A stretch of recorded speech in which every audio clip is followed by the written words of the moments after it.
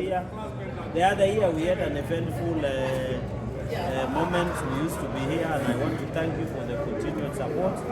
As I said a few weeks ago, today I have come to vote for the preferred candidates, and I'm happy all the pro-government LSK candidates are going to win today, from the presidency to representative of the JSC. Because we want to clean LSK, we are going to drain the swamp so that we have an LSK that has an interest of public, where we want to see LSK which is more proactive in public interest litigation. We don't want LSK which will always join in to fight government or be part of the state-sponsored fight against court cases that are what referred as ambulance chasers, or cases that are intent to undermine the agenda of the government today. So we have talked with advocates across the country who are eligible voters, and they have confirmed to me, and they are in position to speak. And people should not get worried, because yesterday you saw one of the candidates, or some candidates who are running today in LSK polls, who are taking a photo with the former premier. So I don't see why people find it offense when Senator Cherargei say only all pro-government candidates should be voted for, or people who will support the government agenda. Because yesterday it was clear that other people are pro-Azimio and us, we are pro-government. And this is the democracy that we must enjoy at the end of the day. And in fact, that picture that we saw yesterday of Faith and colleagues who are pro-Azimio taking with the former prime minister was enough for us to mobilize and marshal our numbers and ensure that at the end of the day, all from the presidency of LSK downwards, all of them must be pro-government. So I want to say I'm happy. I can see the efficiency there is very important, very good. I see the IEBC are doing a good job. I'm surprised Kenyans are funny, especially the advocates who appeared before the petition presentation. They were doubting the IEBC, but today they believe in the fate of IEBC. But I want to thank the IEBC. I've gone there, I've used less than 10 minutes. The efficiency, the professionalism that is there. I saw also that at least all candidates have their own agents. So I think by the end of the day, when the votes will start coming in, everybody should get the vote. Every vote must count. What I want to ask all members of Law Society of Kenya and advocates to come out in large numbers and exercise their democratic right. Let us drain the swamp so that this country, we can have an LSK that is pro-people, pro-public interest, an LSK that will not be used as a proxy to fight the government of the day when the government is trying to deliver on the justice. Because, for example, let me use just one example. The other day when the president was pushing for affordable housing, you know, Nairobi here, we have a problem with housing, and most of Kenyans do not live in dignified places. Most of the people who are fighting government in court were officials of LSK. And that is why it is important today we are chasing them out of the system. We are draining the swamp so that we have a clean LSK. I'm not saying LSK should always support what the government is saying daily. What I'm saying, they should push public interest litigation at any given time. And I think that is what is important at the end of the day.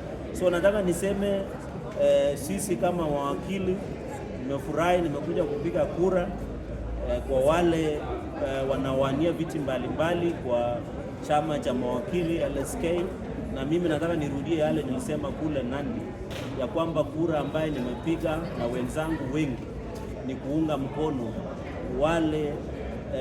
wale candidates ambao wanaunga mkono serikali. Sisi tunataka LSK ambayo itafanya kazi na serikali, kwa sababu LSK wakifanya kazi na serikali wanaweza kudeliver on public interest matters.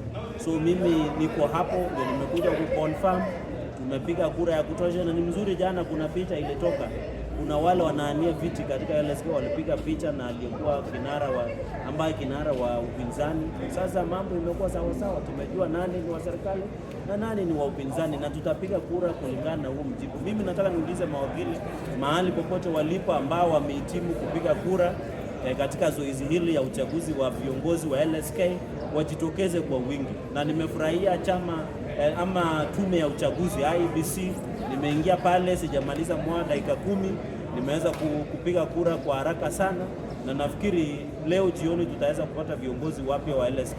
Sisi ambao tunasema we are draining the swamp, hatutaki LSK ambaye wa vikaragosi ama wale wapinzani wa serikali wanajificha ndio waweze kusponsor what we call sponsoring against public interest litigation, ama wanapewa pesa na watu fulani ndio walete kesi ambao inaangamiza agenda ya serikali.